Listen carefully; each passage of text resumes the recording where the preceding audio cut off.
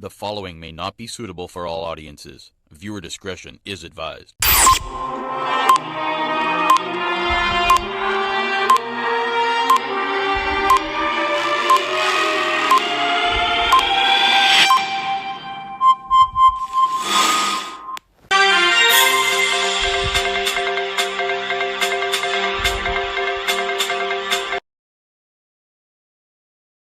Andrea Bharatt's family and Aripo residents walked the street where her body was found.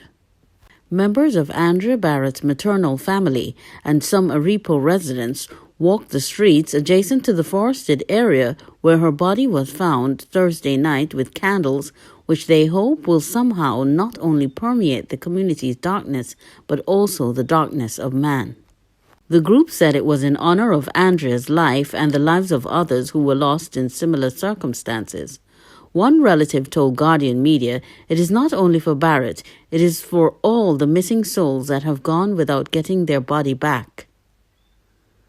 Bharatt went missing on January 29th after she left her workplace, the Aripo Magistrates Court, and boarded what she thought was a taxi. Her body was found down a precipice in the heights of Aripo on February 4th. One man has been charged with her murder, and a woman has been charged with receiving stolen items that belonged to Andrea. Two other suspects died in police custody. The residents are encouraging citizens not to give up on a better Trinidad and Tobago. They said even though things may look bleak, all is not lost, and insisted citizens must keep pressing for change. Reverend Wazir Kadu, who is also Andrea's cousin, told Guardian Media, "We keep marching and praying because we need justice in our land. Too many times things happen and they go under the carpet. Your auntie, mother, sister, brother, everybody going. Where they going? What's going on?" The Aripo residents said their community has been used as a dumping ground for many years, but they never imagined that the victim would be someone considered as one of their own. "It was shocking to us, although we know this not going on now, this going on for years. But we never thought this would shock Aripo like this. It took a toll on everyone living in the village," said resident Rafina Watson Martinez. The residents said they are now scared despite living in the village for all of their lives. They are welcoming the heightened police presence currently in the area, but they said they will sleep better at nights with a permanent police post. Andrea's death led to over 100 vigils across the country, which called for an end to gender-based violence in T&T.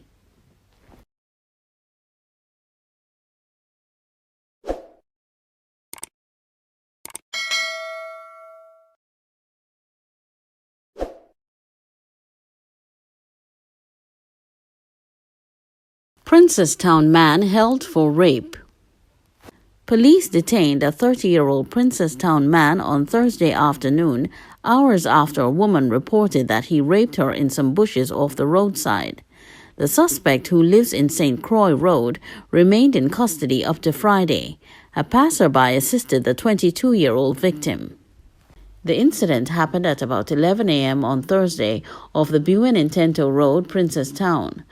By 5:30 p.m., Inspector Victor, Corporal Suleiman and Nareen, and other police from the Crime Patrol unit arrested the suspect at a house. Also part of the arrest were PCs Ali and Ramjas and WPC Mitchell.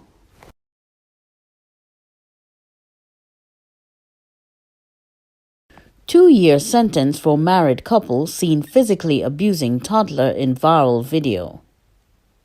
A couple from Maracas, St. Joseph has been sentenced to 2 years in prison for assaulting a 2-year-old child they were babysitting in 2015. Dexter Gobin and his Jamaican wife, Yannick Taylor Gobin, received the sentence after they pleaded guilty to 2 child abuse charges before Magistrate Adrian Darmani during a virtual hearing on Thursday. Darmani started with a 4-year sentence for the couple based on the aggravating factors in the case, but applied discounts for their guilty pleas and because they already paid compensation to the victim's family.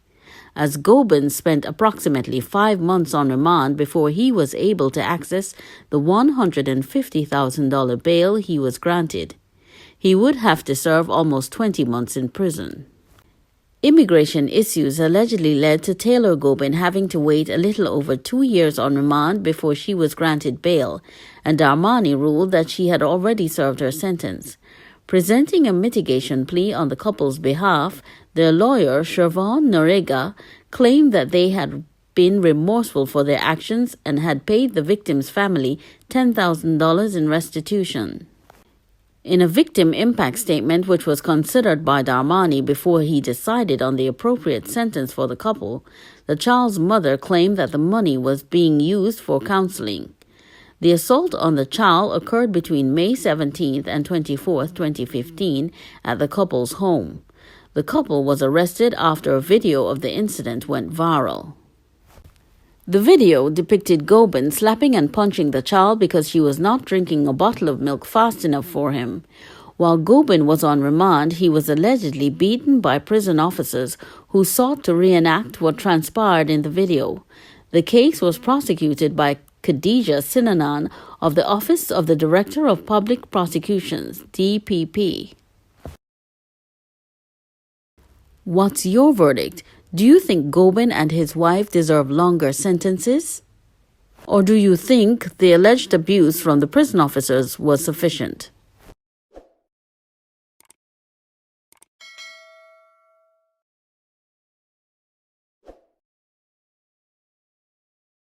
Marabella man held with gun and 100 rounds of assorted ammunition.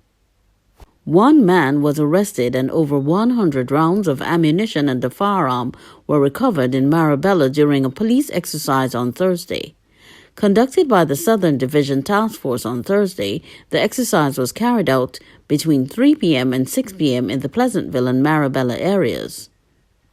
A 27-year-old man of New City Avenue, Marabella, was arrested and charged with possession of a Glock 17 pistol with 2 magazines, 50 rounds of .40 caliber ammunition, 52 rounds of 9mm ammunition, 1 round of 7.62 ammo, and 1 12-gauge cartridges.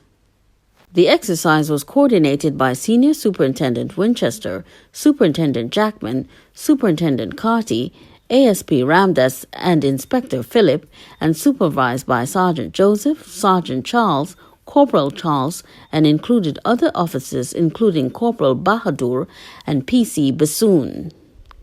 Earlier in the day, between 10:30 a.m. to 3:30 p.m., an exercise was also conducted by the Southern Division of the Municipal Police Service in the Marabella and Mon Repos areas.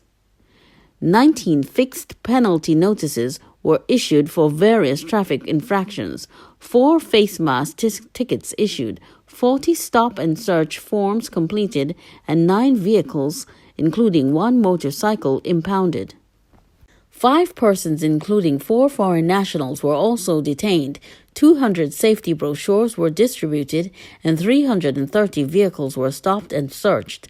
That exercise was coordinated by Senior Superintendents Cecil Santana and Curtis Belford, and included officers of the San Fernando, Point Fortin, Siparia, Cuva, Tabaquite, Talparo, Princestown, Mayaro, Rio Claro Police, as well as Municipal Police Academy. Lorry driver killed at his home. Police are looking into the circumstance surrounding the murder of a 45-year-old lorry driver on Thursday night who reportedly was shot dead at his Claxton Bay home. The deceased has been identified as Peter Joseph of Riversdale Drive, Sumsum Hill in Claxton Bay. Guardian Media understands that Joseph was questioned by his killers about the location of a gun before he was shot at his home. His body was found on the road near his home shortly after he was accosted by gunmen. Police received information that Joseph was in possession of 2 illegal guns. His home had been raided several times by police, executing searches for firearms and ammunition. Joseph's body was found lying on the road around 10:05 p.m. by police officers responding to a report of explosions at that address. The body bore gunshot wounds, and there reportedly was duct tape over his mouth and tie straps were near his hands. Police said Joseph was last seen around 9:40 p.m. relaxing in a hammock at the back of his home. Sometime later, he reportedly was accosted by several men who questioned him about the location of a gun.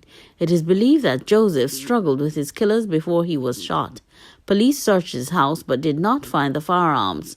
Joseph lived with his common-law wife and children. Investigations are continuing.